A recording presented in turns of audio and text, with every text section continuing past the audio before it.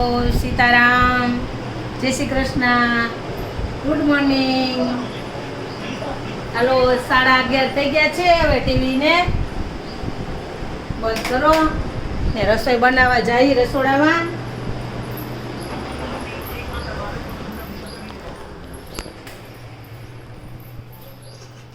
શું છે આજે શાકમાં? તુરિયા છે, રોટલા પડ્યા ટાઢા. શેનું શાક બનાવવું કોઈ એને જ નથી આવતું. તો તુરિયાનું શાક, લસણ ફોલાઈ ગયું. રોટલાનું ચંદન ચોકરી બનાવી છે આજે. પૂજાને પપ્પાને બહુ ભાવે છે ને, મેં પૂજા માટે તુરિયાનું શાક બનાવવું છે. ચંદન ચોકરી બનાવી છે. અમારા ઘરનાને બધાને ટાઢા રોટલા પડ્યા હોય ને, લસણ ફોલાઈ ગયું. હા, લસણ ફોલાઈ ગયું જ છે ને, વાંધો નહીં. ઠંડા રોટલા, ટાઢા રોટલાનું શાક ગામડામાં બહુ સરસ બને. ખાટી છાશ નખાય ટાઢા રોટલામાં, લસણ ડુંગળી વઘાર આપી. રોટલા પડ્યા હોય ટાઢા, એનો ઉપયોગ કરી લેવાનો હોય, નાખી ન દેવાય. અનાજને નાખતા પહેલા વિચાર કરજો કે ગામડાવાળા કેમ અનાજ પકાવે.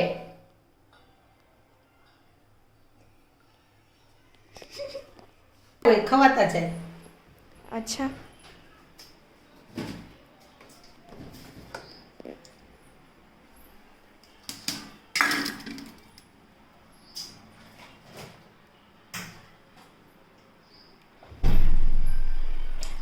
મસાલામાં નથી કાંઈ.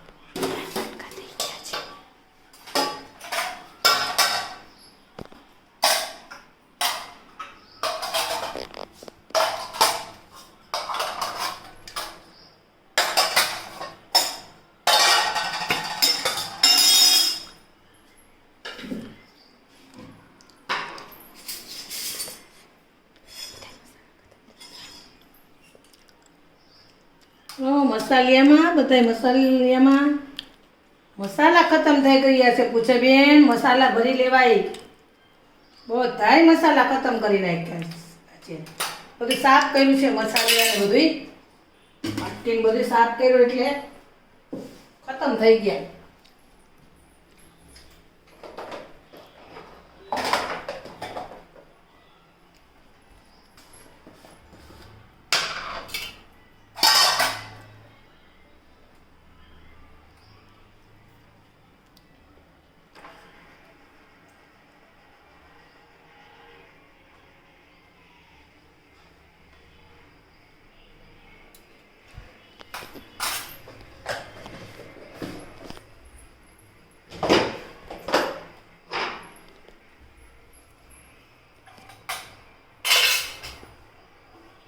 તો એ રોટલાના મારે નાના નાના કટકા તૈયાર થઈ ગયા છે. શાક બનાવવું, પછી ટમેટા અને તુરિયાનું શાક બનાવવું છે પૂજા માટે. એને એ ભાવે છે, એના પપ્પાને રોટલાનું ભાવે છે. ને હું તો ગમે ત્યાં ખાઈ લઈશ, બેમાંથી એકનું થોડું થોડું લઈશ. બીજું શું કરું? અમે 3 જણા છીએ. એક મારા દીકરાની દીકરી છે દ્રષ્ટિ, એને તો સારું સારું હોય તો જ ભાવે. એવી છે ને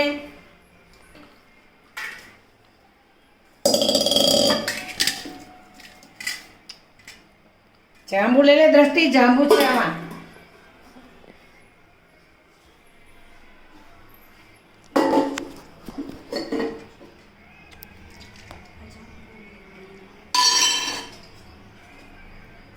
આ જાંબુ એ અમારી વાડીના જ છે, રાવણા અમારી વાડીના જ છે. એટલે ખાવા આવો બધાય, ફરવા આવો. એ બાને કેરી છે, જાંબુ છે, રાવણા છે, વાડીએ બધું છે ખાવાનું. હાલો હવે મારે આ ગેસ ઉપરથી કોણે બંધ કર્યો? પૂછાય ને. હાલો હવે મારે ગેસ ચાલુ ને રોટલાનું શાક પણ બનાવવાનું ચાલુ કરું. હવે કટકા થઈ ગયા રોટલાના. એ પૂજાના પપ્પાને બહુ જ ભાવે રોટલાનું શાક, એટલે આજે એક રોટલો વધારે જ કરી નાખ્યો. તો આમ તો સાંજે જ, કે સવારે મારે ખાવું જ છે એટલે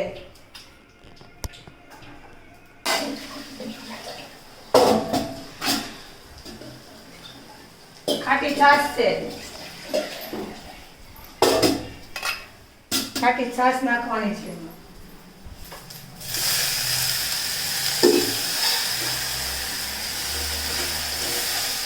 ખાટી છાશ નાખ્યા બાદ હવે છાશમાં હલાવતા રહેવાનું. ખાટી છાશ નાખવાથી એનો સ્વાદ બહુ સરસ આવે. ખાતા રહી જાવ તમે. અમારા ગામડાનું શાક રોટલાનું હોય તો તમારે બીજા શાક સંભાળવાની પણ જરૂર ન પડે. અમારા ગામડાના લોકો બિચારા આવી રીતના ગમે ત્યારે આવું બધું એક શાકમાં બધા જ રસ પૂરા કરી લે. સ્વાદ આને બધા જ આવી જાય. અમારે મોડું થતું હોય તો અમે સાંજે એક રોટલો વધારે કર્યો હોય, બીજા દિવસે મેનેજ કરી જ લઈએ. રોટલો શાક બનાવી મને બહુ તીખું, તમારે જેવું ખાવું હોય એટલું તીખું કરવું. મેં તો થોડુંક તીખું વધારે કર્યું, આમાં થોડુંક મોરું કરો તો તમને જેવું ફાવે એવું કરી શકાય. બહુ તીખું ન કરો તો પણ હાલે. છાશ તો ખાટી જ ન ખાય તો જ સરસ સ્વાદ આવે. હાલો, રોટલાનું શાક તૈયાર થયું છે. સાવ જ રીતના બનાવવાનું હોય. ધાણા નાખો પછી થોડીક કોથમીર છાંટી લઉં.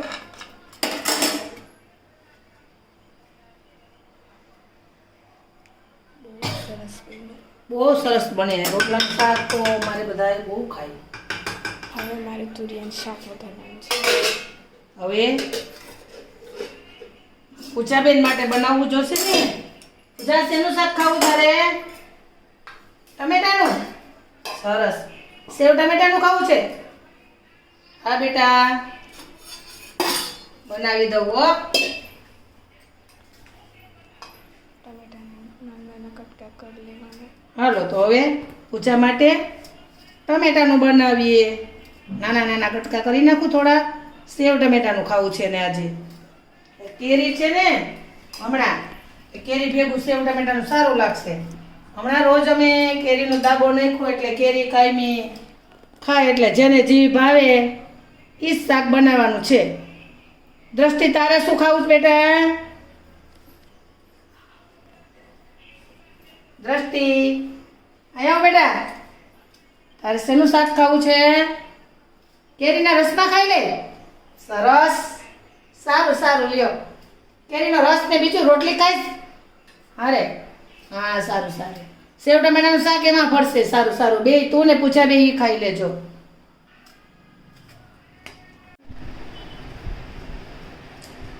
તો હાલો, જમવાનું તૈયાર બની ગયું છે. બધાય બેસી જાવ. જઈ પૂજા. હાલો દ્રષ્ટિ, જો વઘારેલી ખીચડી બનાવી. આમાં લોટવાળું ચણાના લોટવાળું ટમેટાનું શાક બનાવ્યું. પૂજાને આજે સેવ નહોતી નાખીને ચણાનો લોટવાળું જા બનાવ્યું છે.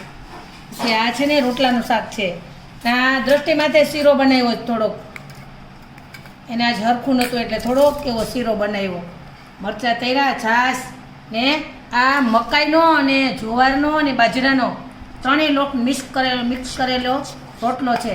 અને ચાલો, કેરીની ચીરું આવી ગઈ ભેગી. આજે રસ નથી ખાવાનો, કોરું શાક છે એટલા માટે કેરીની ચીરું ખાવાની છે. અને રોટલાનું શાક પણ કહેવાય.